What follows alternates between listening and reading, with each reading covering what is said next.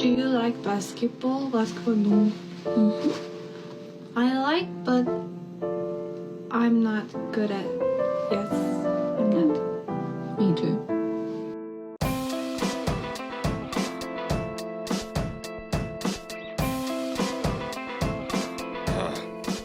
Hello, everybody. Good morning, Vietnam. Welcome back to the State of the League podcast morning edition. I'm your host, Jack, aka Yoko's Joestar. With me, as always, is the world famous Pablo Escobar. Pablo, how are you doing today? All right, guys. Get Up is on right now, and they're doing predictions for the Knicks Celtics series. So, Chiney has Celtics in 6, Jay Williams has Celtics in 6, Greeny has Celtics in 7. Oh, God, hey, Knicks tape, baby. They never believed in us. The never the Mecca believed. of basketball. New York versus the world. You know. And no one ever believed in us, and that's why we're gonna win. But I would go, Celtics in 4. I know. I was thinking if it goes 7, New York, you pat yourself on the back. Like that's crazy. If it goes 7, I would imagine the series is stretched out even longer because we have to go to Jason Tatum's funeral at some point. Yeah. Later. I would imagine like it's delayed. If it goes 7, well, it's probably like an 8-month thing because Porzingis' mystery illness comes back and starts like another pandemic.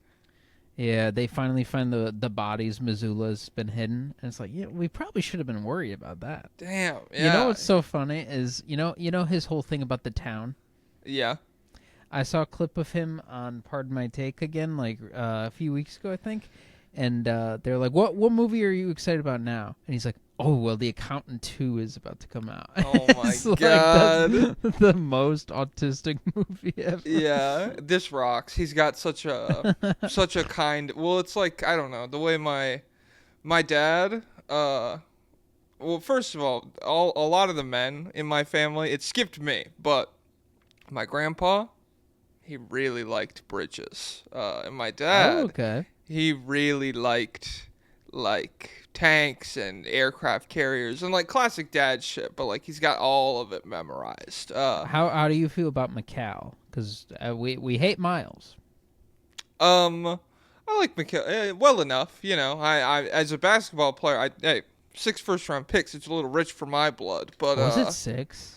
I think it was 5. But like, hey, that's well, that goes back to we didn't even talk about it. Have you heard anything about the lady who called the kid the N-word at the park? Oh yeah, I saw. No, she's at 500,000 now. Yes, but what I want I to still talk haven't about seen here the video. is so us saying, well, it wasn't 6, it was 5. Conservatives have instead the pivot now is, well, that's not a baby that she's calling the N-word. Oh, that's did a 10-year-old. So Yeah, it's they're like, fine. He's not 5, he's 10. He's literally 4 feet tall. That's the biggest 5-year-old I've ever seen. It's Yeah, okay to that's- scream the N-word at him. Give her $1 million. That's pretty epic. I love some of the spins they do. Yeah. And so back to what I was saying about Mizzou. Wait, one last thing. The segment idea, they have the segment like bar on the TV says D's Notes. DEEZ. Notes Guys, with a they are Z. so locked into the pulse of society. Oh my God. They're trying. Well, that's kind of like, you know how in New SpongeBob, have you seen any new SpongeBob clips at all? Well, they're still making new SpongeBob. puppets. Yeah, I think so. Because what I've seen, it's like the crispest animation of all time. It's like super sharp. And In my mind, new SpongeBob is marked by the animation change that happened in like 2008. yeah, well, it went from like fuzzy, like I'm holding a magnet to the TV, into like, oh shit, okay, I can see like the background now. That's kind of cool. No, but new SpongeBob, what they do is every like 2 frames, they're trying to get off like another meme. Like that's what it is. So like the all of the characters make insane faces all the time. It's almost like morphed into Looney Tunes, kind of. How they're like constantly like shape shifting and stuff just to be silly. They're always. It's just clip farming now. It's as just, far as I can tell. a short form vehicle, and so that's what we're doing it for. Yeah, which is crazy because like old SpongeBob, pretty much a sitcom. Like, Yeah. it's very rare. Like, I don't know, all of the cartoonishness of it. There, you'd go full episodes where it'd just be like, yeah, I guess he's a sponge, but he just went to work in this episode. Like that, nothing really happened with the C part of it. They were really cooking back then with kids TV. SpongeBob still holds up, and Drake and Josh still holds up. I have not watched Drake and Josh in a while. OG Teen Titans, at the risk of sounding super old, because anyone who's ever like said the phrase OG Teen Titans, it's been someone I've found really annoying online. Like anyone who really cares about it, but it was an incredible show. Avatar: The Last Airbender, holy nuke! Oh my god! Oh yeah. Yeah, just they were, and that's not to say kids TV is like bad now or anything. I think there was a moment where it was ass, like 2014-ish. I think there was like kind of a dry spell, but once Craig of the Creek came around, I think it kind of like had a resurgence. Yeah, but I think that's good. That era is done now too, right? Yes, So it I is. don't Yeah, know what that's they have. officially over. But Chennai, I think, had OKC. Greeny had OKC. Jay Williams says it's a toss-up. He can't pick between the Nuggets and OKC. Based. Yeah. Well, maybe we can't pick either. You know, who's to say? And it'll be really hard for me to make up my mind. Oh Yeah. man, That's a tough one. That's a doozy. I don't know. This. Let me check in with the Nuggets coach, see how confident he is. Have you Hey. seen his quotes? What? No, I actually haven't seen his quotes. What's he saying? Let me go to, yeah, so he said it feels good that they won, but I also know we're flying to OKC tomorrow. And then he said that a friend recently reminded him that the reward for surviving this series with the Clippers was a date with the team that went 68-14. And his friend was like, "Oh wait, actually they're 72-14." And he's like, "Okay, thanks, bro." So Oh it my was god. just a little bit of a glaze session. So, do you want to start Lakers or Clippers Nuggets? Yeah, may as well. May as well. I don't have any notes for anything today because it's a morning episode. We're freestyling here. So you give me your reaction to Clippers Nuggets Game 7. Nuggets kind of throttled them a little bit. What are you thinking about all this?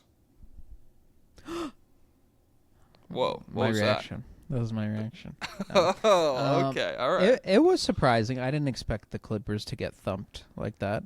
But it was pretty clear they were exhausted. James Harden, he's going to get all the I really am not as invested as in the entire James Harden experience as other people are.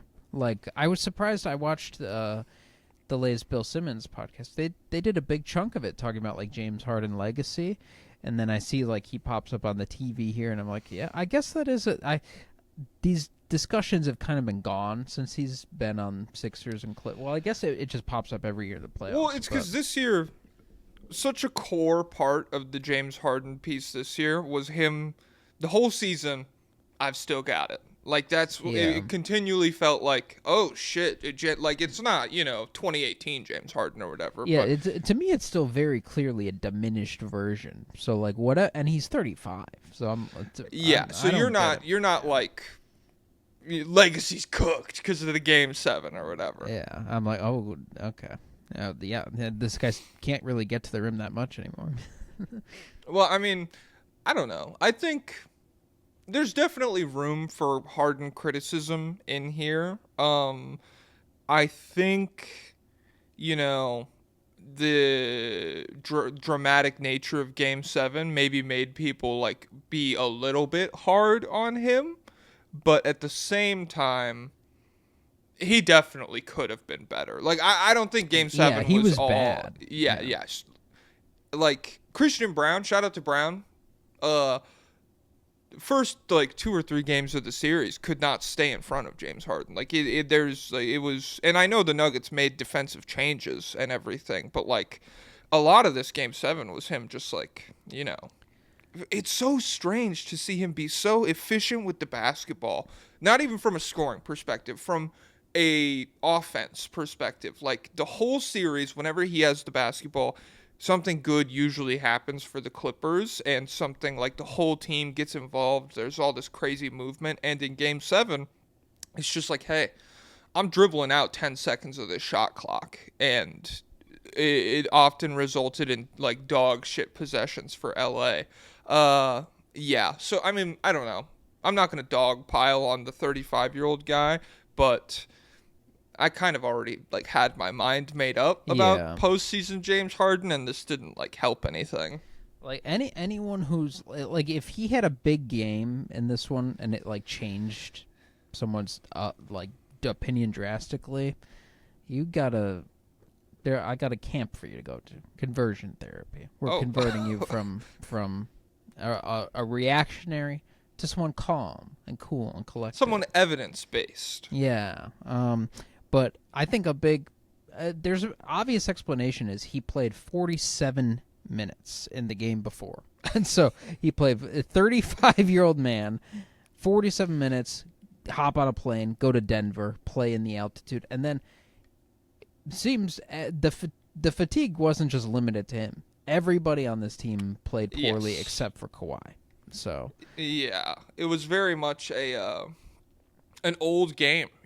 Everyone looked old. Batum, who looked incredible in Game 6, looked pretty old. I felt like they kind of bailed him out playing as much Derrick Jones Jr. and Chris Dunn as they did. I know they don't have like a ton of other options. You have to play like one of those guys, but yeah, really just a tough end to an interest. I was thinking about this. The Clippers might have had the weirdest season in retrospect in terms of the whole season, pretty great vibes. You're getting, this version of James Harden, all NBA James Harden or whatever. You're getting Zubats, like genuine most improved candidate, incredible in this postseason series too. Like really great run from Zubats. Norm Powell, fringe all-star guy for a lot of the year. And then you get healthy Kawhi. So you get all of these things that would imply momentum is headed with us into the offseason. We're feeling good about everything. And then you get to this series, you lose Game 7, and now the season is done, and you're looking around and you're like, I really don't feel that great about any of this stuff. Because, like, to lose in this fashion, you're not close. And do they have that many moves that could, like, massively improve their direction?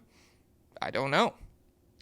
Well, so if they could just like freeze this roster right now and have all these guys be constants and then tailor around that like on the margins, I would actually be excited because it's like, well, this team doesn't have depth. There's a lot of interesting guys that you could probably fill this team out with that make this team more interesting because like we said, they do have a ton of versatility in terms of like multiple rim protectors.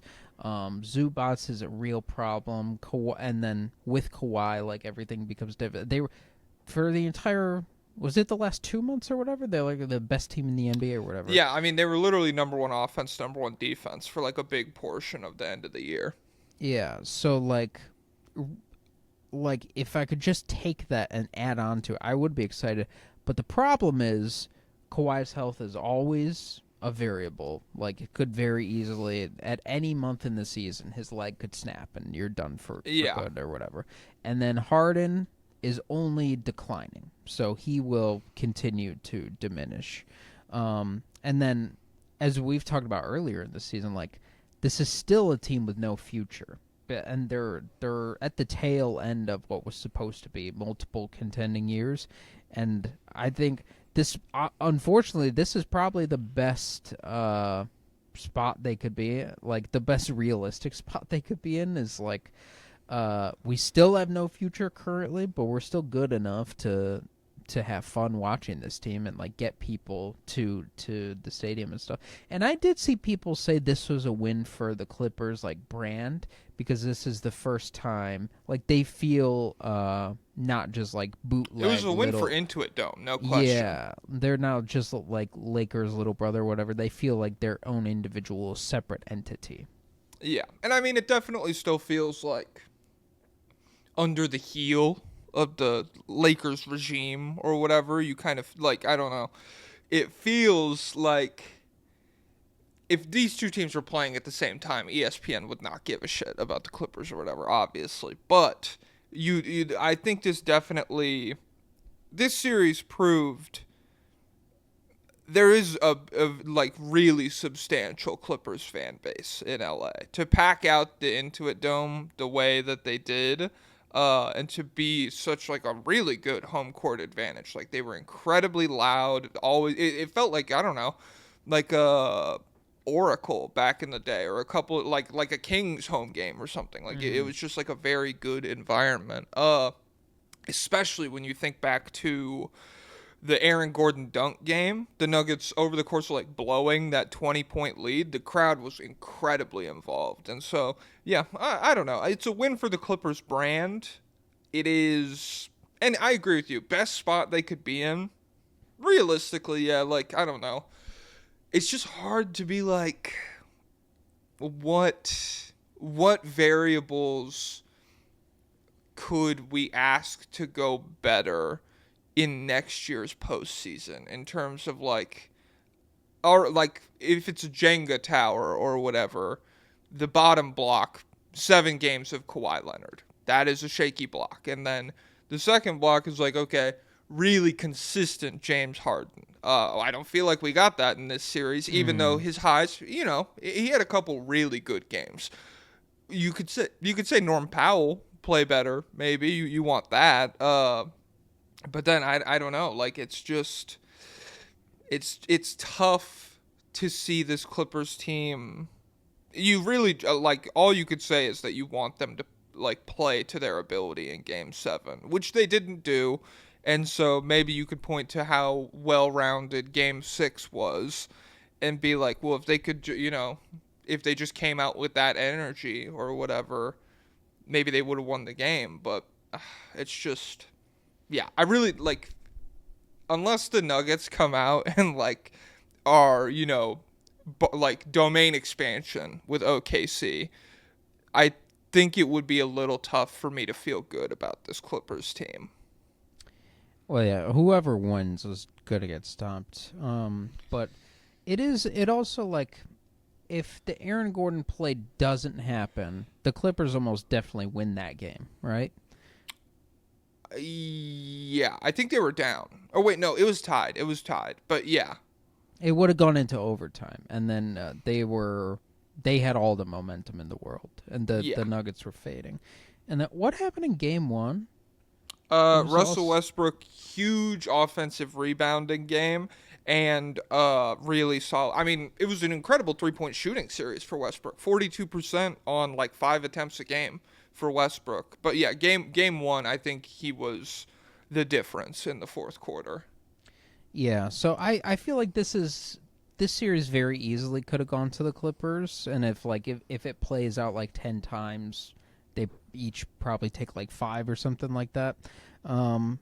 So I don't view them as like perennial first round failure. And then there's something like, I feel like they're better than the Warriors or the Rockets, and I feel like they're better than. I feel like they could be better than the Warriors. I on a game-to-game basis, I don't know if I would lock that in, especially if Jimmy Butler wasn't contusing in the locker room. I think if you have the best version of Jimmy Butler and you're rolling the dice with James Harden every game, I would probably side with Jimmy there, but I don't know. The Clippers, especially for the final part of the regular season, they were statistically better than the Warriors. Yeah, I just think Zubats would be a major problem, and then I really am just low on this Warriors offense. Like I feel like it was they just went against the team the like one team more barren than they are, and it's Enel versus Luffy or whatever, where they're like, well, I just can't do anything against this one guy. All right, and that was the trailer for this week's Patreon episode of the State of the League podcast. You can go to patreon.com/State of the League to find this episode, plus every other one we've ever put up on there. Join a Discord and get access to a bunch of different fun perks, as well as supporting me, Jack, Jokic Joestar, as well as Pablo Escobar financially. So thank you very much. Go check that out, please, and thank you.